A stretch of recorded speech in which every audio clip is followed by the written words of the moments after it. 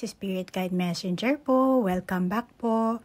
Okay, bago po tayo magsimula ng ating reading, gusto ko lang po i-share sa inyo ang tungkol po sa soul contract kasi marami po ngayon nagre-request sa akin ng Akashic reading po.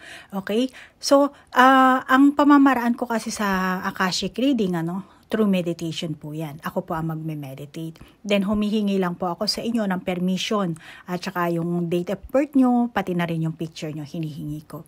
So, explain ko lang po sa inyo ang tungkol po dito sa ating soul contract. Actually, ang soul contract, isa yung spiritual na kasunduan natin sa ibang soul din. Kontrata yan bago tayo ipinanganak dito or bago tayo pumasok sa katawan ng ating ina. Para sumailalim tayo sa isang particular na karanasan sa isa't isa. Okay? Sa bawat tao. Para sa ating soul growth yan, Kaya isipin mo na lang na meron tayong terms and condition during ng incarnation natin dito sa lupa, At kung saan magkakaroon tayo ng maraming karanasan. Okay? So, masasabi ko ang mga soul contract kasi actually marami yan at ang soul contract kasi matatagpuan mo yan sa Akashic record mo at pwede kang mag-access dyan para malaman mo kung ano yung mga kontrata mo sa past, present at sa future. At meron tayong mga soul contract na hindi pwedeng mabuwag. Katulad na lang birth date, pangalan mo, yung parents mo. Hindi mo pwedeng buwagin yan. Kasi nag-agree na rin yung mga magulang mo na sila ang magiging magulang mo. At meron tayong mga group souls, family na nakatandong tumulong din sa atin para ma-heal tayo during ng ating life journey dito sa lupa. Ganon din sa past life na dala-dala yan ng soul mo. So, kailangan din ma-heal yan. Meron tayong mga kontrata, mga unfinished business sa ating past life, na dala natin yan na kailangan ma-heal natin this lifetime. So, meron ding fix na ganyang kontrata mo. At isa sa soul contract din natin, meron tayong free will na sinasabi. So, ibig sabihin, may kakayahan kang baguhin ang buhay mo dito sa lupa. So, merong fix, meron din pwede mong baguhin. Okay? Pwede kang maging mayaman, mahirap, or negatibong tao, masamang tao, or positibong tao. So, meron kang mga free will dyan, ikaw ang pipili, kumbaga, during ng iyong journey. At ikaw rin ang pumili kung kailan mo gustong mamatay, kung kailan mo, kung paano ka mamamatay. Nakatakda din yan sa kontrata mo. At sa pag-incarnate natin dito sa lupa, may kontrata din tayo sa mga guardian angels. May mga tao na marami silang guardian angels. Meron namang iilan lang, meron naman mga spirit guide, mga spirit animal. May mga ganyan tayong gabay. At meron ding tinatawag na multi-dimensional na aspeto ng ating sarili para ma-fulfill mo ang soul contract mo. Sila ang gagabay sa atin, sa'yo. Pero kung hindi mo naman sila tatawagin, magsusolo flight ka lang. Pero minsan kapag matigas talaga ang ulo mo, bibigyan ka talaga nila ng leksyon, para ipaalam nila, oy, naandito ako. Pero majority kasi sa atin, hindi naniniwala, hindi nila alam. Hindi rin nila alam kung paano kumonekta, which is madali lang naman, Kaya, the more na may self-awareness ka sa kanila, the more na bibigyan kanila ng psychic power. So, yan po ang ating mga soul contract, At kapag binigyan ka ng gabay mo ng psychic powers, dyan mo malalaman ang mga meaning ng angel number. Tulad ko, nagkaroon ako ng sarili kong meaning. Hindi ko na siya kailangan i-research dahil yung mga angel number, sa simula lang yan ang pwede mong gawing gabay para maintindihan mo kung anong ibig sabihin ng angel number. Pero later on, kapag may communication, parang best friend mo, meron na kayong secret words, secret language. Diba? Ganun yun para hindi kayo mabuking ng ibang tao. So, magkakaroon na kayo ng sariling validation, sariling meaning ng mga angel numbers. Para lang yun sa inyo ng dalawa ng gabay nyo, Tapos, malalaman mo rin yung mga synchronicity. Magaganap yan everyday. As long as maniniwala ka, lahat na makikita mo, Lahat may meaning. Lahat nakikipag-communication sa iyo, yung iyong gabay. Okay? Plus, maaari mo rin sirain yung ilang mong soul contract na meron ka. No? Lalo na yung hindi nagsilbi sa'yo na maganda. Tulad ng parents mo. Kung yung parents mo, pinahihirapan ka nila. No? Kahit na sabihin mong fix na yung parents mo, pero hindi maganda ang turing nila sa'yo. Medyo, may mga ganon, di ba? Minsan yung parents mo mismo ang abusado, dinadown ka. So, pwede mong putulin yung contract na yan. Pwede mong punitin yan. At nandyan din yung sinasabi na soul karmic, karmic na utang. Karmic debt ang tawag dyan. So, galing pa yan sa iyong past life na pwede mo din linisin yan, sa way na patawarin mo ang sarili mo, yung kung sino man yung taong yun, kung alam mo, then pwede mong palayain ang sarili mo sa karmic cycles na yan. Andyan na rin yung, pwede mo rin linisin ang ancestral agreement. Yan. At kailangan mo ma-identify yung pattern. At identifyin mo rin yung paniniwala mo, yung paniniwala ng mga ninuno mo, yung mga lalo na kung sinasabi mo, kami may lahi, kami mangkukulam. Gano'n. Kaya parang ako, kailangan ko rin mangkulam. Pwede bang putulin yan? Kung yan ba kung merong sumpa sa inyo ng pamilya nyo, sa mga ninuno nyo pa, pwede nyo rin putulin yan. Pwede nyong linisin yan, So, yung mga ganyang soul contract, meron tayo niyan. At lahat yan nakatago sa ating Akashic record. Okay? So, hanggang dito na lang po ang aking ma-share tungkol po sa soul contract. Pero marami naman po yan sa internet. Pwede nyo pong i-research at pwede rin po kayong gumawa ng pamamaraan kung paano nyo ma-cleanse. Pero hindi po ganong kadali makakonekta sa Akashic record at hindi rin po ganong kadali na makikleanse mo ang iyong mga karmic debt, ancestral karmic, mga ganyang klaseng ancestral agreement. So, kailangan talaga proseso. That kailangan mo talaga itaas ang vibration frequency mo. Hindi lang, pinunit ko na, hindi ganun kadali yun Merong marami kasi nag-share sa akin yan, punit na po sila. Hindi ganun kadali. Okay? Hindi tayo naglalaro dito sa mundong ito. Okay? Huwag mong paglaruan ang sarili mo at kabanalan yan. So, move on na po tayo sa ating reading. Okay, Capricorn, ikaw ngayon ang bibigyan ko ng reading at ang intention ko sa paggawa ng video ito, naway mabigyan ko kayo ng kamalayan at mahil nyo ang inyong mga sarili at magkaroon kayo ng self-love. Okay? So, Capricorn, alamin natin ang iyong buhay kapalaran, ang iyong life destiny. Okay? Yung daloy ng iyong swerte, mga bagay na pinagdesisyonan mo, alamin natin yan sa iyong enerhiya, At overall hindi lang love life, basta lahat sa buhay, pag-ibig, trabaho, pera, kung ano man yung lumabas sa baraha, yun ang ihahatid ko sa iyo Teka lang, sorry. Naging ganito, kitang-kita nyo na, sorry. Dapat pala ganito. Kasi nandito na yung explanation ng baraha kasi. May kahit ano naman pwede,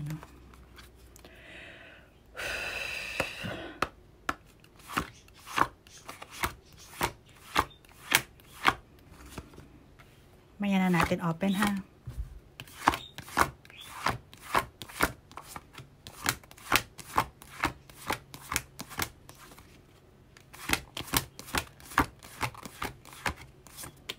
Yan.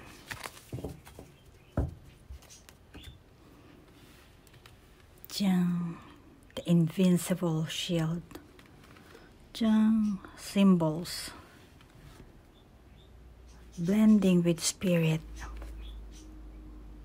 the breath.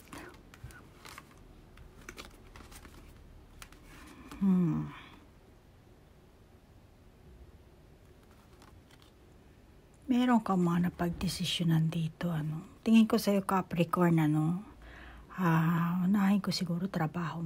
Pagdating kasi sa trabaho, hindi lang trabaho, relasyon din siguro. Tingin ko naman sa'yo, very passionate kang tao.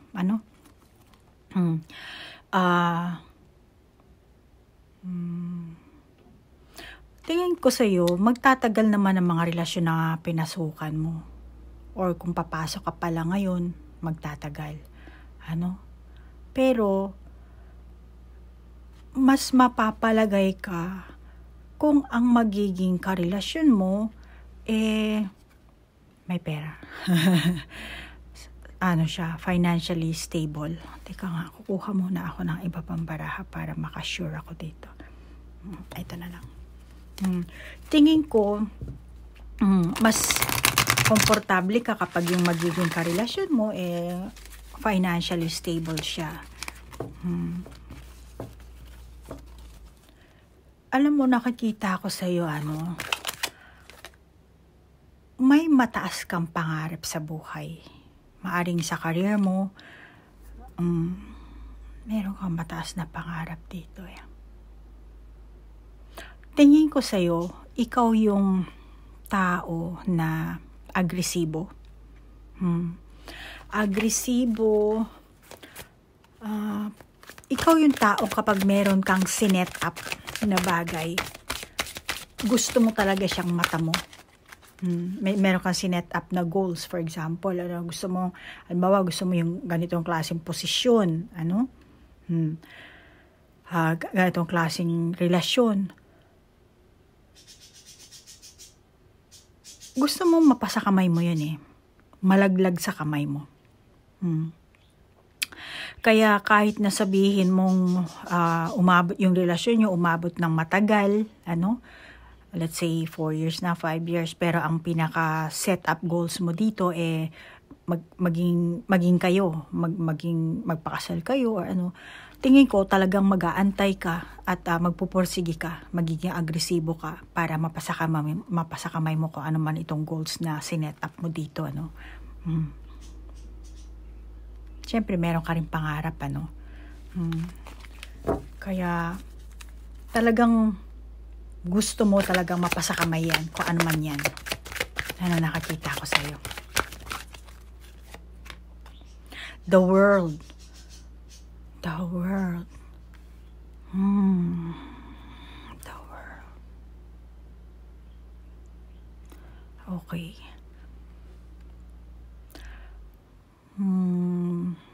Depende sa edad mo Capricorn. Paki-adjust na lang pati na rin sa gender kasi ang Capricorn is December 22 hanggang January 20. So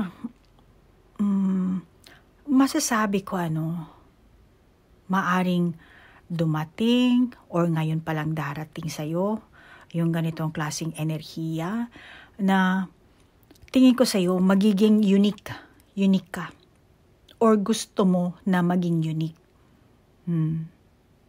Ganon din kung may karelasyon, kung papasok ka sa isang relasyon or kung magiging mag-asawa kayo at gusto mo magtayo ng business, kahit ano pa ang gusto mong gawin, gusto mo na andon yung uniqueness. Malamang yung iba sa inyo ganyan ang sinet up niyong goals na maging unique, kakaiba. Tingin ko may kaganapan sa buhay mo dito May kaganapan sa buhay mo and then best and rejuvenation. Best and rejuvenation.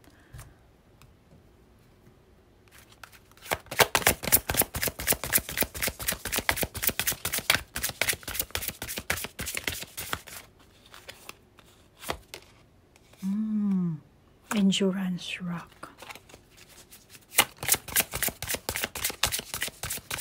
Ka lang kalma kang tingnan. Kalma kang tingnan sa panlabas.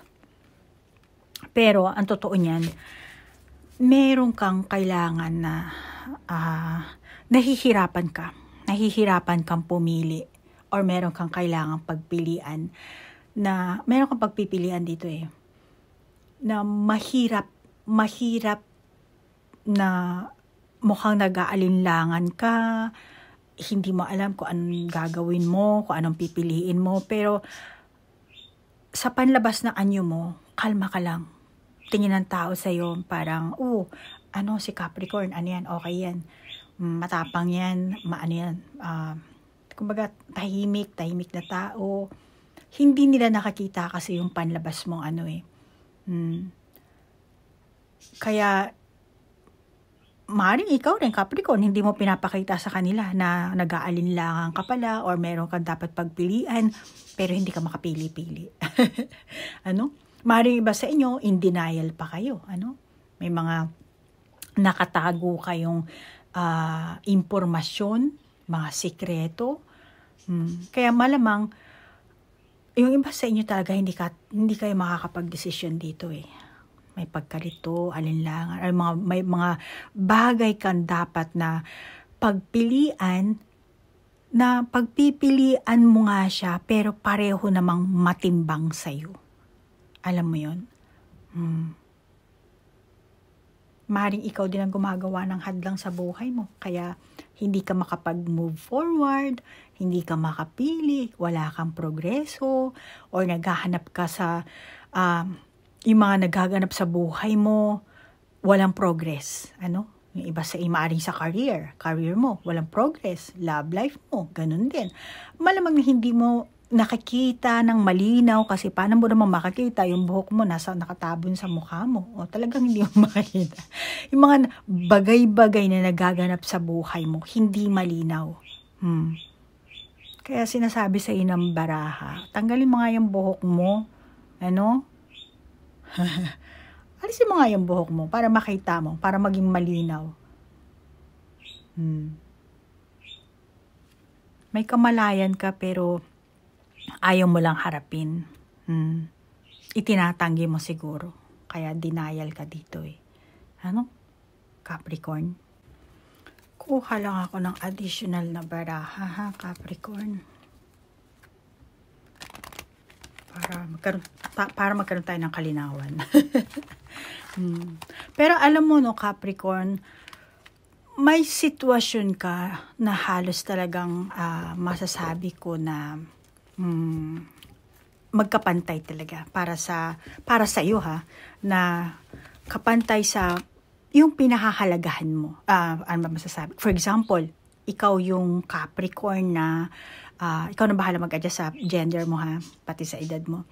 Pero yung ibibigay ko example, ikaw yung Capricorn na mahal mo ang asawa mo, may asawa ka na, or kung hindi asawa, karelasyon, ano? Tapos mahal mo yon. Pero let's say mahal mo rin yung nanay mo. Okay? Meron kang ibang tao ding mahal din. Importante sa buhay mo. Ano? Then, importante rin tong taong to sa buhay mo. Pareho mo silang mahal. Ano? Nanay mo, yung karelasyon mo. Tapos, kapag may pagtatalo dito, hindi mo alam kung kanino kakakampi. Siyempre, mahal mo rin asawa mo. Mahal mo rin yung nanay mo. Diba? Kaya tingin ko sa'yo, naiipit ka. Kaya eto, napapagitnaan ka, taga-awat ka. Kaya ayaw mo na rin tingnan eh. Tinitingnan natin mga ibang tao na mukha kang kalma ka lang. Pero totoo niyan, nalilito ka. Kung kanino kakakampi, kung sino yung kakampihan mo. Sinabi ko lang asawa or nanay mo, baka yung iba sa inyo hindi, sa business partner, mga ganyan, So, naiipit ka sa dalawang bato. Ikaw ngayon na nakalutang dito. Kasi nag-aabang sila. O, ano ba? Capricorn. Kanino ka ba kampi? So, malamang yung iba sa inyo, meron kayong ganyang klaseng sitwasyon, na ikaw ang naipit, pumalagay sa gitna, sa middle ka. At malamang hindi ka rin makapag-desisyon, yung iba sa inyo. Yung mga meron kayong pagpipilian, it's either nasa trabaho mo, or sa pamilya mo, or yung karelasyon mo. For example, gusto mo mag-abroad, pero ayaw mo naman maging LDR. Ayaw mo naman lumayo sa kasintahan mo, or sa pamilya mo. Kaya malamang yung iba sa inyong Capricorn, yan din ang dahilan ng hiwalayan issue nyo ng person nyo.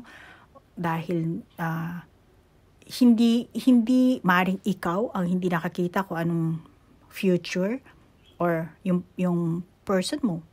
Wala siya nakakitang kinabukasan para sa'yo kung talaga bang alanganin naman yan si Capricorn eh. Hindi ko naman alam kung totoo bang mag-a-abroad ba yan o as pag naging LDR kami ganyan. So maraming hindi klaro dito. Kaya pag naghiwalay kayo, naghiwalay ng naging LDR, malamang na ang magaganap sa inyo dito, hiwalayan kayo. Yung iba sa inyo dito,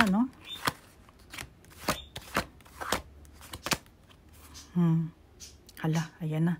Nakapamewang na. Hala, nakapamewang na.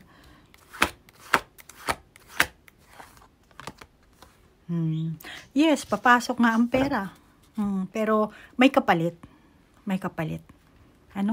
Malamang nakapalaran mo to, Meron kang matatamo. Dito, sinasabi ko lang pera or karelasyon.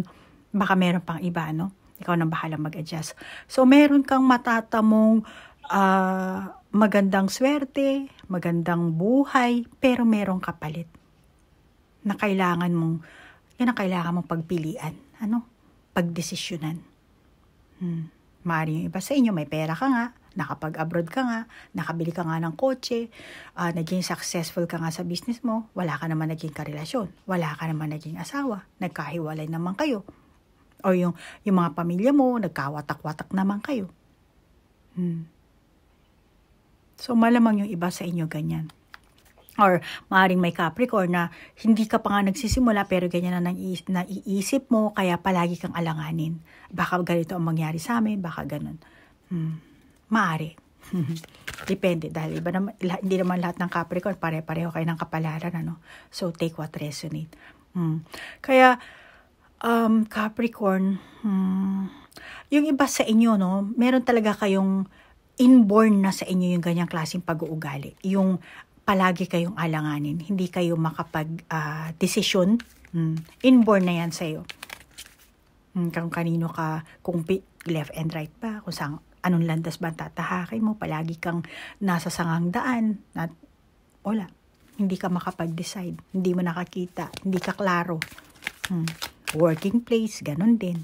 O yung mismong, ano bang gusto mong pasukang trabaho, ganun din.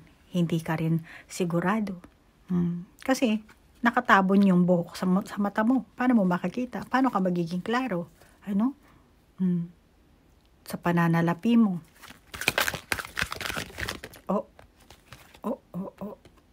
The Hermit.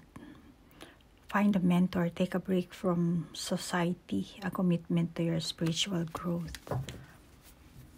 Tingin ko may iniiwasan ka dito.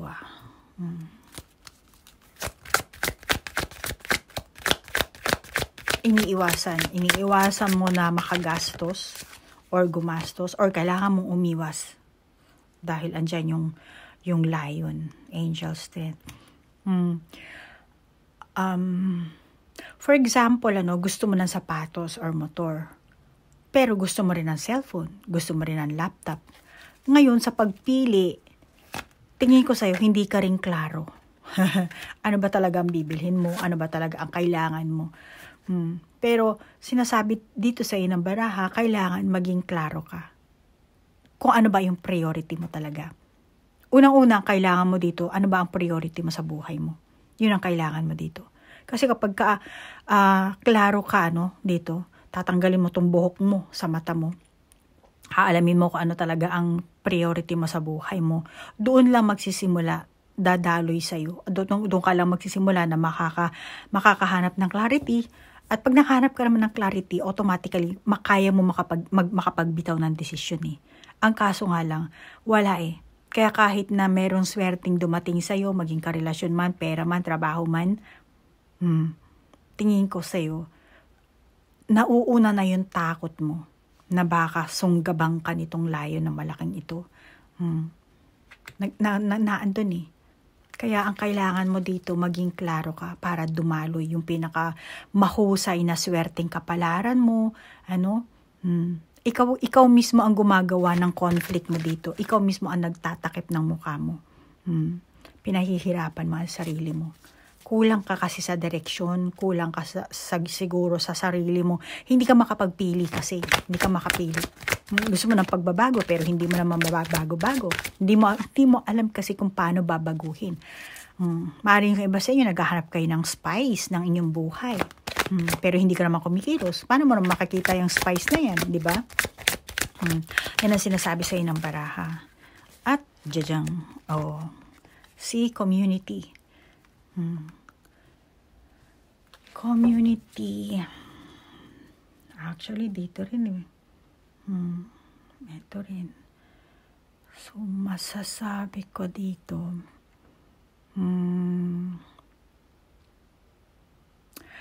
Tingin ko sa'yo, Capricorn, pinapatay mo talaga yung sarili mong kagustuhan. Umiiwas ka sa tao na maaring itong mga taong to may dalang tulong sa'yo, pero wala, iniiwasan mo sila, yung mga community mong yun.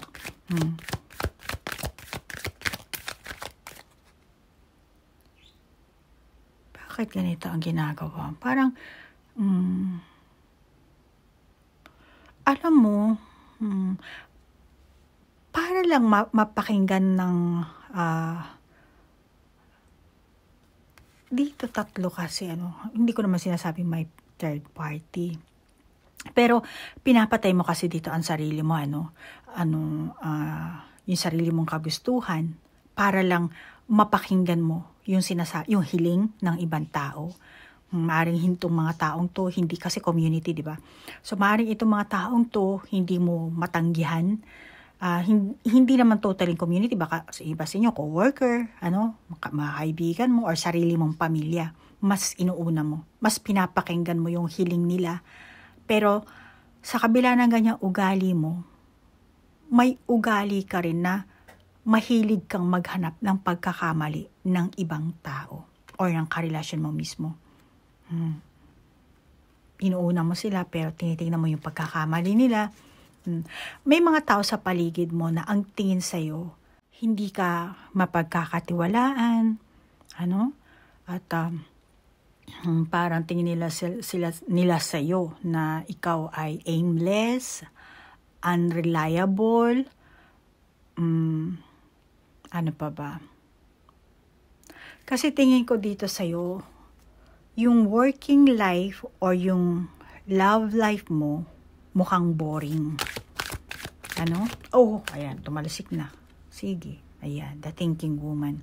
Overthinking ka dito, mahilig ka mahilig ka mag-isip dito. At saka alam mo, tingin ko sa'yo, tingin ng mga ibang tao, tingin ng community dito, ito si Capricorn, makwentang tao to eh. Meron silang ganong klaseng image mo sa kanila yan. Yan ang tingin nila sa'yo. Parang, maano pala to si Capricorn, makwenta. Or baka itong person mo, yan ang tingin niya sa'yo. Maaari yung karelasyon mo, no? At yung iba sa inyo, itong karelasyon mo, inisip niya na, hindi naman ako ipaglalaban yan eh. Lalo na pagdating sa pera. Yung iba sa inyo, tingin ko, overspending kayo ng pera nyo. Baka yung iba sa inyo, kung kani-kanino na lang kayo nang hihiram ng pera, humihingi kayo. Depende kung ilang taong ka, Capricorn. Yung nararanasan mo kasi ngayon, akala mo siguro, forever na yan, yung iba sa inyo. Hindi ka naman forever na estudyante, hindi ka naman forever na humihingi ng tulong sa parents mo, or sa pera na lang kung talaga yun ang gusto mo, Pero tingin ko yung ibang Capricorn, hindi naman forever yung ganyan mo. Kung ang pananaw mo sa future mo hindi matatag, then walang mangyayari. So, kailangan mo dito, yung motivation mo, itaas mo, Capricorn. Pero,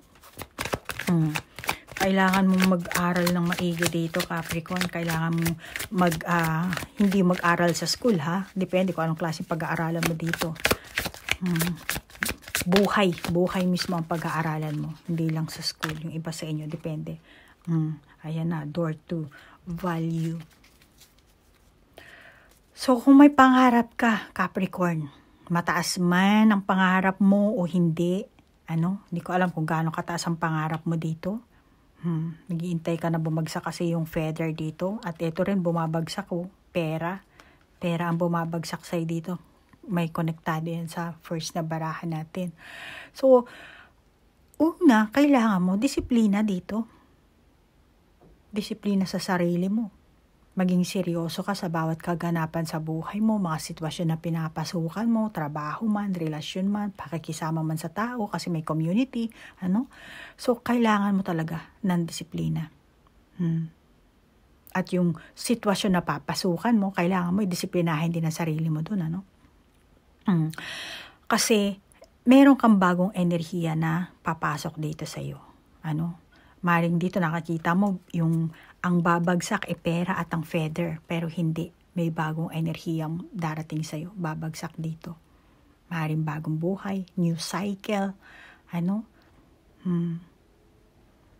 Kaya, maring magkakaroon ka ng self-realization yung iba sa inyo.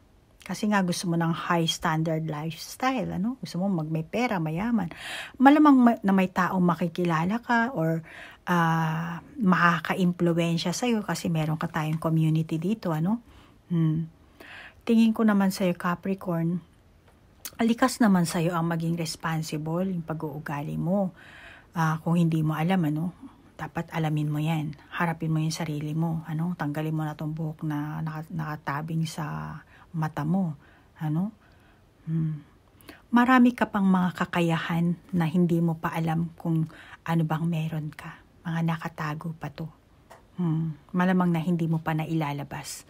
At yung iba, malamang na ngayon palang dadalhin sa'yo ng universe, ng kapalaran mo, swerteng kapalaran mo. Kaya pakinggan mo kung ano yung guts ang meron ka, yung instinct mo, ano? Kasi nakakita ko sa'yo, hindi dumadalo yung swerte mong kapalaran. Malamang na dahil sa nag-aalinlangan ka, in denial ka, hindi ka makapagdesisyon, ano? Mas inuuna mo pa yung ibang tao, kaya hindi ka hindi mo nararamdaman. Kaya self-realization talaga ang kailangan mo dito. Ano? At kung ikaw ang Capricorn na hindi mo kilala ang likas mong kakayahan or hindi mo na nailalabas, ano, makakabuti na suriin mo yung sarili mo, ano? Kasi kailangan mo dito ng self-discovery. Yun eh. Self-discovery ang kailangan mo dito, Capricorn. Kahit na sabihin ng ibang tao na ay ganyan si bla bla bla bla, negative man o positibo man, kailangan kilala mo ang sarili mo dito. Walang pakialam ang ibang tao dito. Bahala sila kung ano sabihin nila sa iyo, Capricorn. Basta ikaw kilala mo ang sarili mo. At kailangan alamin mo kung sino ka talaga. Kung anong pag-uugali ang meron ka. Harapin mo yung sarili mong pag-uugali. Ano? Yung ibang Capricorn, may karanasan ka siguro. O yung dati mong karanasan sa, hindi ko alam kung anong klase, dating karanasan sa trabaho or kung anong klaseng edukasyon ang meron ka, dapat maging matalas ka, maging mapagmasid ka para makita mo talaga kung ano ba talaga ang gusto mo, ano ba ang kakayahan mo, ano ba ang may offer mo sa kanila. Let's say, papasok ka sa isang relasyon, ano kaya mong i-offer sa taong yan, sa trabaho, anong may offer mo. Marami kang dapat malaman. Kailangan suriin. At syempre, kailangan mo rin maging mahigpit. Yung tungkulin mo, dapat tiyakin mo yan, ano? Magkaroon ka ng kalinawan dyan, maging klaro ka. Lahat ng oras, kailangan maging klaro ka. Ano? Ganun din sa love life mo. Tingin ko sa'yo, talagang high standard din talaga ang hanap mo, no? Pagdating sa magiging karelasyon. Ayan, no? Tingin ko, gusto mo talaga ng high standard. Or isang taong cool, may pera, may edukasyon, may kakayahan sa buhay, maganda, may ambisyon, may pangarap na yun talagang buong pangarap talaga. May kaya sa buhay yung iba siguro. Meron, gusto mo, basta marami kang gusto eh. Marami kang hinahangad eh. Kaya kung wala kang karelasyon, makakabuti na mag-approach ka doon sa kung sino ba yung type mo. Ano? Pero syempre, kailangan self-discipline dito. Ano? Kailangan yung pag-approach mo is more on intellectual ang dating. Ano? Kasi high standard ang hanap mo. Malamang ikaw rin gusto mo high standard din yung level ng buhay mo, ng pagkatao mo.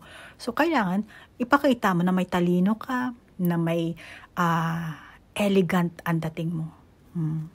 Kontrolin mo yung emosyon mo, kung gusto mo, lalo na kung ikaw yung Capricorn na gusto mong baguhin ang buhay mo, ganon din sa career mo, Capricorn. Oh, ito na lang. Music. Joy. So, Capricorn, masasabi ko, may gitara tayo dito,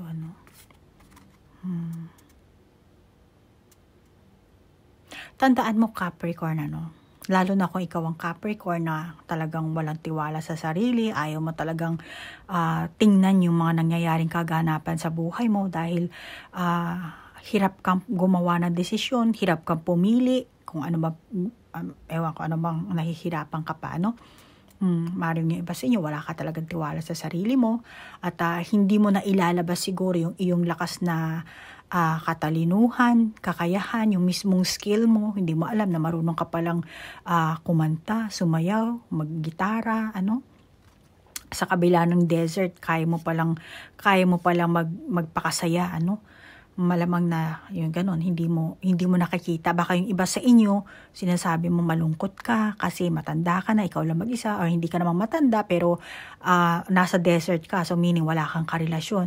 Pero kahit sabihin mo wala kang karelasyon, sinasabi sa'yo ng baraha, kaya mong maging happy. Malamang yan ang kontrata mo, ang masasabi natin na meron kang sinet up na goals. Gusto mo talaga magkaroon ng karelasyon pero never ka nagkaroon ng karelasyon. Hindi ka pa naman matandang dalaga, hindi ka pa naman matandang binata, pero ever since, parang wala ka pang nagiging karelasyon. Pero kahit na mag-isa ka lang, malamang ito yung soul contract mo, na talagang mag-iisa ka lang talaga sa mundong ito, na kahit mag-isa ka lang, naandun pa rin yung joy, na hindi mo na ilalabas. Akala mo siguro para sa'yo malungkot, ganyan. Pero meron ka ring impact pagdating sa ibang tao. Alam mo yun? Yung naandyan ka lang sa kwarto, naandyan ka lang sa ng opisina, naandyan ka sa loob ng jeep, meron ka pa ring impact na i-contribute sa mundo natin.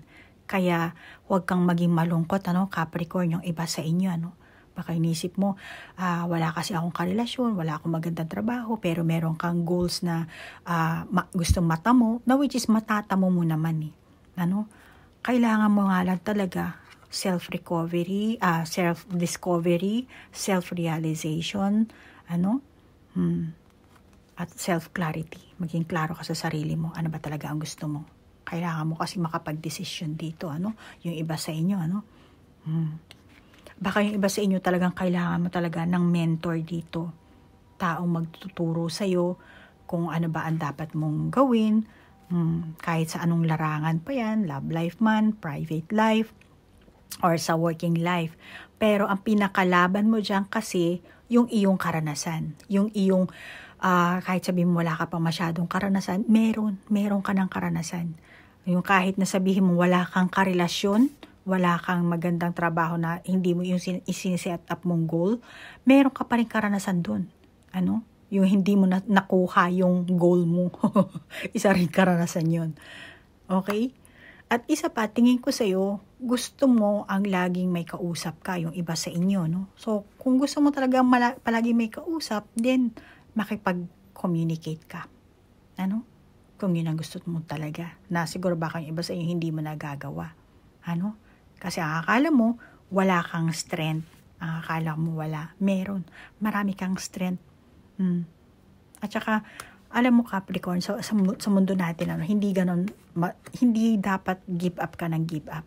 Pag hindi mo give up, hindi. Iwasan mo ang maging self-centered, ha? Ayan sinasabi sa'yo ng baraha. At kilalanin mo talaga ang sarili mo. Malamang na yung self-discovery, self-realization, self-awareness, yan ang mission mo dito sa mundo. Kasi yung iba, pag sinasabing mission. Akala nila meron silang kapangyarihan, may psychic power sila. No, hindi. Kahit na maging isang anak ka lang, let's say may nanay ka, as yung ikaw, mission mo na yun, ang maging anak ng nanay mo. Then yung communication mo, yun ang free will nyo. Kung pagbubutihin nyo ba yung communication mo sa nanay mo o hindi. Pero mission mo yun bilang isang anak niya. So nasa sa iyo yun kung paano mo dadalhin yung inyong samahan. Kung gusto mo magbulag-bulagan, kung ano masamahan ang meron kayo, na hindi ka makahanap ng direction mo, hindi ka rin makapagbitaw ng decision mo. Lahat yan nasa sa iyo yan. Yan ang free will mo. Pero merong magandang kapalaran ng dadaloy sa iyo dito, kaya pwede mong baguhin kung ano man ang meron ka ngayon. Capricorn, kung nahihirapan kang pumili, kung meron kang bagay na pagpipilian, in denial ka, so nasa sa iyo yan. At tandaan mo lang na meron kang swerteng darating dito. Magtiwala ka lang sa sarili mo. Okay, Capricorn? So, Capricorn, maraming salamat sa inyong like, share, comment, at sa mga nag-request po ng Akashic reading. Thank you. At sa tarot card din po. Namaste po. Bye-bye!